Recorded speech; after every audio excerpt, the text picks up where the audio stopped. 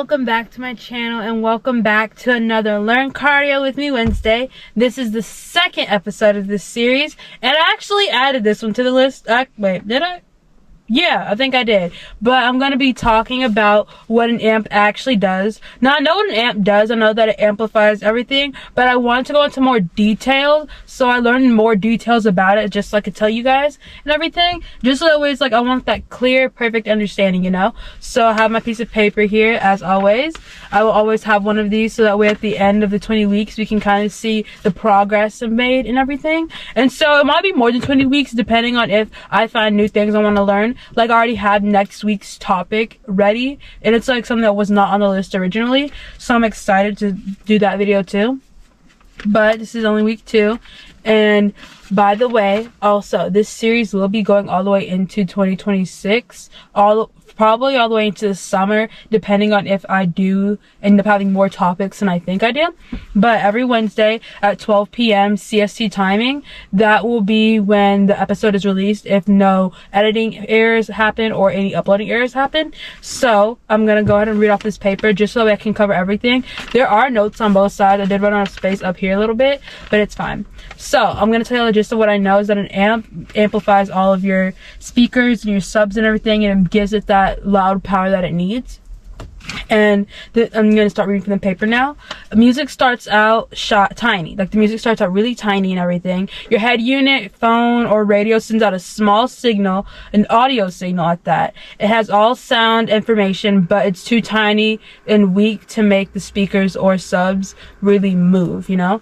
And so the amp takes that tiny sound, it gives that tiny signal power, like real power. It doesn't change the music, just makes it strong enough for the speakers to use. So the way the amp is basically doing, from what I learned, is that the amp is taking those tiny little signals from wherever it is, from your subwoofer or from your speakers, and it's amplifying that. It's making it louder and projecting more. Then it pushes power to your speakers and subs. Speakers need energy to move their cones back and forth, which is, I already knew that, but this is more in depth into it. The benefits of an amp are louder, cleaner, deeper bass, and less distortion. Because I don't know if y'all noticed, one time before this happened to me, y'all probably haven't seen it, but one time before I had the amp and everything, I would play my speakers, and it sometimes would be a little bit of distortion. It wouldn't be as clear, but now everything's very clear, and I really like that part.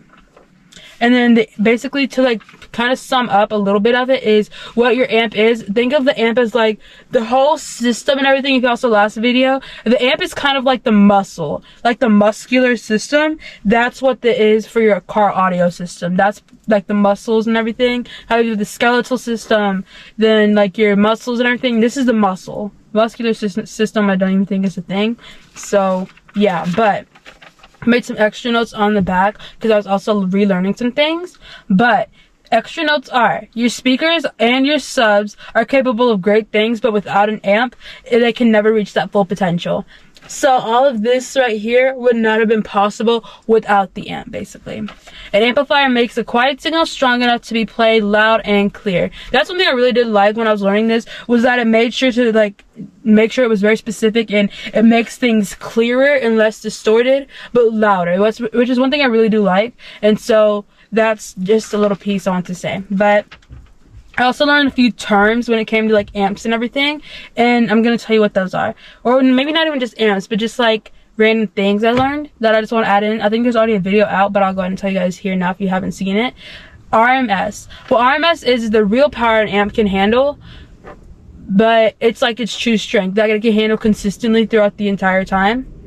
And what RMS means is that that's like the factual term too, is when it's on there, like when RMS is plastered on something, that's saying it can handle this consistently. So if I have 300 watts, if it says can handle 300 W, or if it says 300 W RMS, that means it can handle 300 watts consistently the entire time.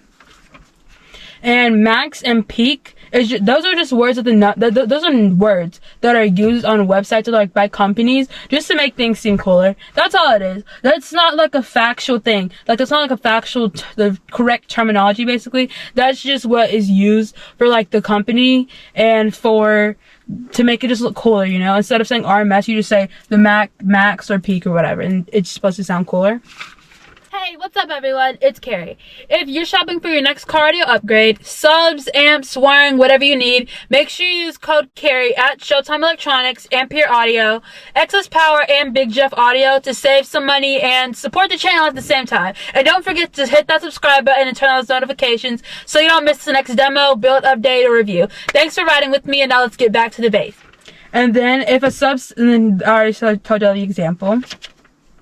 And then RMS is the number you trust when matching amps to speakers. Learn that too. There's probably a video already out on this, but it's gonna be up. We're gonna be bringing up RMS a lot throughout this series, so be prepared. And then what gain is. I did not know what gain was. I didn't even know that was a term. And then I was learning. I was like, okay, time to look up what gain means. And so gain controls how strong the input signal is when it enters the amplifiers. Gain does not make the system louder. Gain is not a volume knob. Too much gain, an amp can get overwhelmed and the sound becomes distorted or blown. So basically, gain is just how strong the input signal is, which is very good. I'm gonna have to learn up more on everything. I mean, this video is pretty short, but I knew some, but I just wanted to tell you guys what I knew and like what I learned and wrote down and researched and everything. So it's this one, episode 1 and episode 2. This is the start of a very long series that I'm excited to continue with you guys.